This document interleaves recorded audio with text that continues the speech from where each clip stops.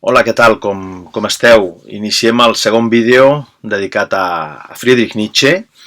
En el primer vídeo fem una mica 5 cèntims del que havíem tractat. Havíem introduït la figura d'Arthur Schopenhauer com un dels precedents de la filosofia de Nietzsche i la seva visió de la voluntat com a noumen i de la representació com a fenomen i d'aquesta visió una mica irracionalista de la realitat. Després havíem introduït la filosofia de Nietzsche, havíem parlat de la seva vida i de la seva obra i també havíem explicat que la filosofia de Nietzsche és una filosofia asistemàtica, a més premeditadament asistemàtica, és una filosofia que no segueix el sistema filosòfic tradicional, sinó tot el contrari. És una filosofia instintiva, una filosofia vitalista, una filosofia en la qual les paraules s'agafen al vol, que són els mots d'un poeta, els mots d'un boig, podríem dir, els mots d'un filòsof atípic, no? Un filòsof totalment diferent a la resta dels autors que havíem estudiat.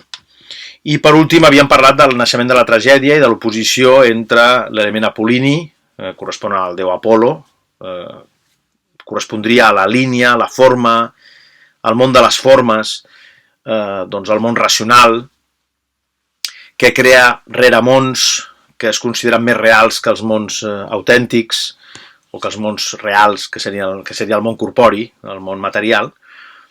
I després l'element dionisíac, que és el joc de forces en el qual s'analitza i s'estudia la vida tal com aquesta es desplega, de forma irracional, el desig, la voluntat de viure, que és també un concepte, per cert, de Schopenhauer.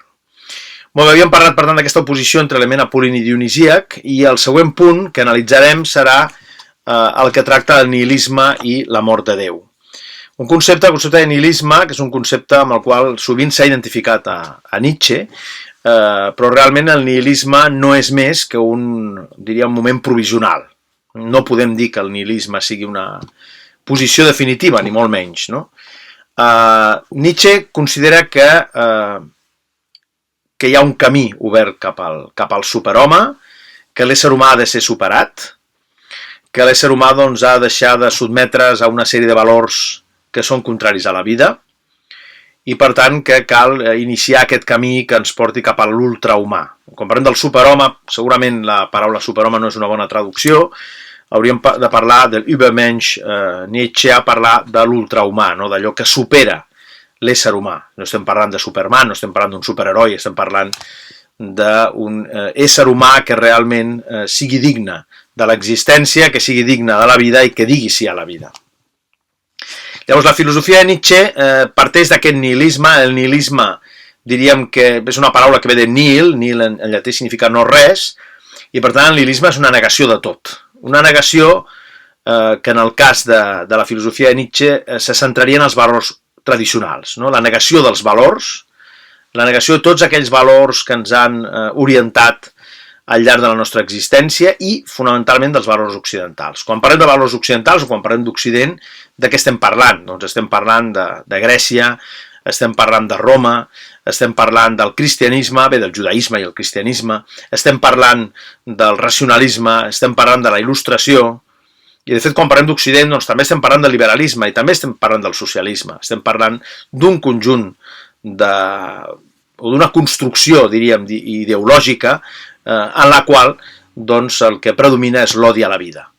I aquest plantejament a Nietzsche doncs, l'enerva, no? Pensant que hi ha una sèrie de valors, no? Que se centren fonamentalment en l'odi a la vida i en la negació de la vida. Aquest nihilisme, que repeteixo vol dir negació de tot, és el nihilisme axiològic. La paraula axiològic vol dir la negació dels valors. És un nihilisme provisional en la mesura en què els valors han perdut ja tot el seu sentit. És a dir, aquells valors que orientaven la nostra vida, el sacrifici, la resignació, la compassió, la castedat, etc., són valors que ja no tenen sentit. Per tant, la moral, com a tal com ens havien ensenyat, la moral, diríem, judeocristiana, que de fet té un rerefons previ en la filosofia idealista de Sòcrates i Plató, no? Aquesta moral ha de ser negada, aquesta moral ha de ser radicalment negada. I, per tant, aquesta negació radical, que és el nihilisme, quan tu negues aquesta moral i negues els valors, et quedes sol, no? Et quedes sense lloc on agafar-te. I aquesta situació, no? Aquesta sensació d'estar desemparat, no? De no tenir res on aferrar-se, és el que ens haurà de dur amb el pas del temps a l'arribada d'un nou profeta. Aquest nou profeta és el que porta la voluntat de poder. És a dir, la vida és voluntat de poder. La vida és passió per viure. La vida és un conjunt d'instints incontrolables. Per això, quan parla Nietzsche de la vida com a voluntat de poder, és aquest camí que ens obre cap al vitalisme, cap a aquesta filosofia vitalista. La filosofia de Nietzsche, per tant, és una filosofia de la vida, és una filosofia orientada a allò que és vital. I aquesta voluntat de poder també, no? Quan parlem de la voluntat de poder, estem parlant d'una acció que ve per una negació, no? És a dir, la negació dels valors previs, no? I després l'afirmació de nous valors. És a dir, aquell que té voluntat de poder no tan sols es quedarà en el nihilisme, sinó que voldrà alguna cosa més. És a dir, no serà només el darrer home, sinó que serà el superhome.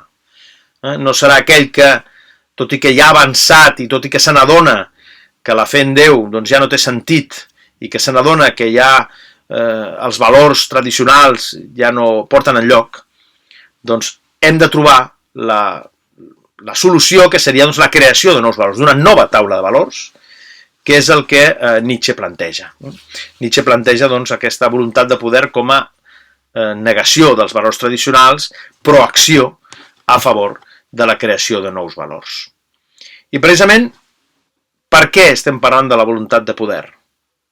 Doncs estem parlant de la voluntat de poder perquè ha tingut lloc l'esdeveniment més extraordinari de la història contemporània.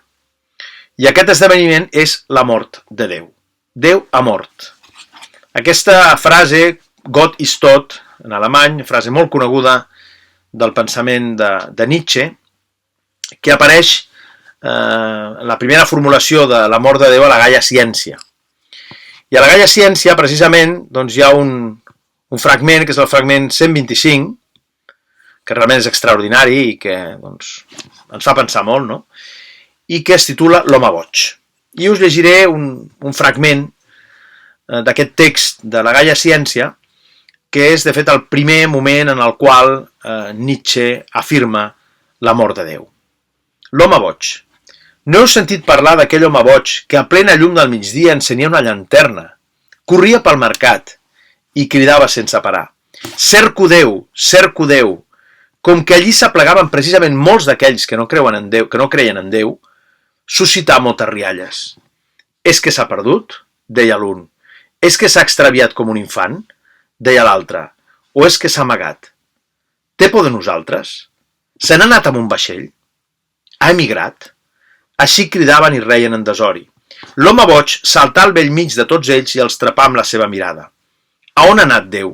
Cridà. Jo us ho diré. Nosaltres l'hem mort, vosaltres i jo. Tots nosaltres som els seus assassins. Però, com ho hem fet? Com hem pogut veure el mar fins al pòsit? Qui ens donà l'esponja per esborrar l'horitzó? Què férem quan desenganxàrem aquesta terra del seu sol? Cap on es mou ara? Cap on ens movem nosaltres? No ens allunyem de tots els sols? No caiem constantment? No caiem endarrere, cap al costat, endavant, en totes direccions? Encara hi ha un dalt i un baix?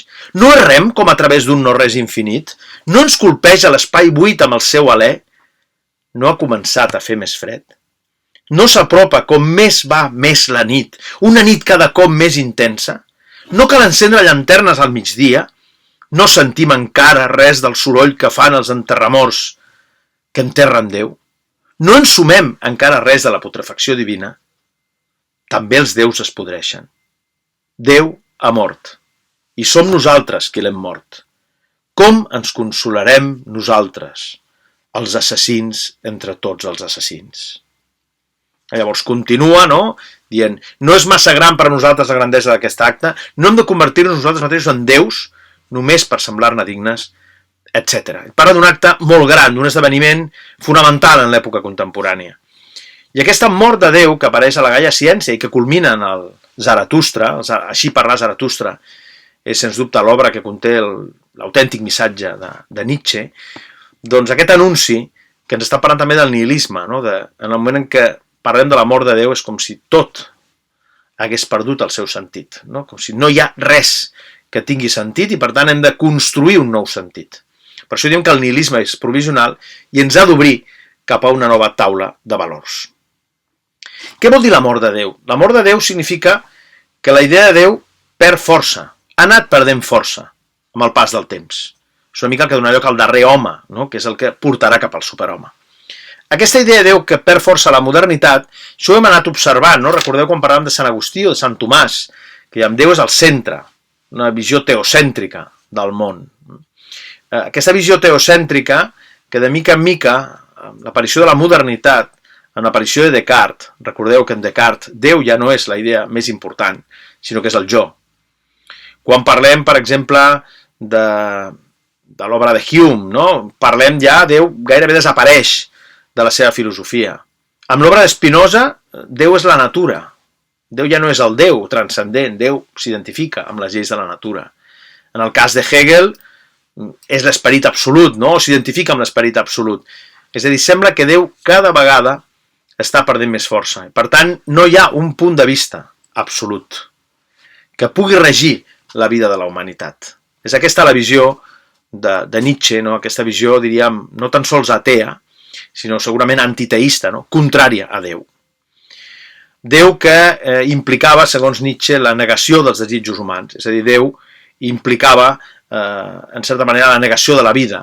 No? Havíem de reprimir els nostres instints, les nostres passions, i aquesta repressió de les passions i dels instints ens feia viure infeliços. Per tant, la vida feliç només la podrem conquerir doncs, si ens alliberem d'aquesta influència.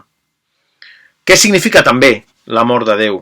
Doncs la desaparició dels valors absoluts, del reremón, del món intel·ligible platònic, de l'idealisme, del racionalisme, és a dir, de tot allò que negava la vida, de tota aquella moral falsa, d'aquells valors, no?, que ens havien fet doncs, claudicar davant de l'autèntica naturalesa humana, és a dir, que havíem negat el que som, i el que som, fonamentalment, segons Nietzsche, és un cos, som un cos.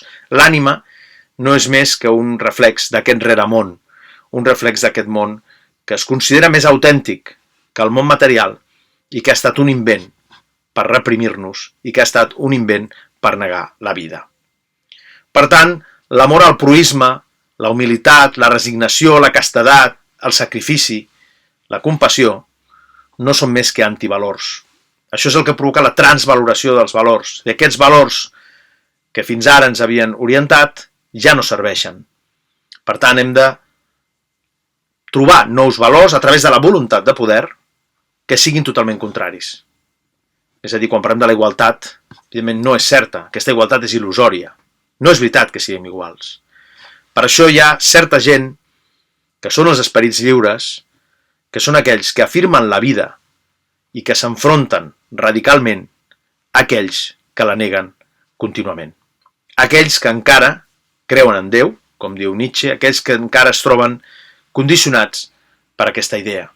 Com diu en el text de la Gaia Ciència, potser és massa d'hora, potser hi ha molta gent que encara no se n'ha adonat d'aquest fet tan transcendent.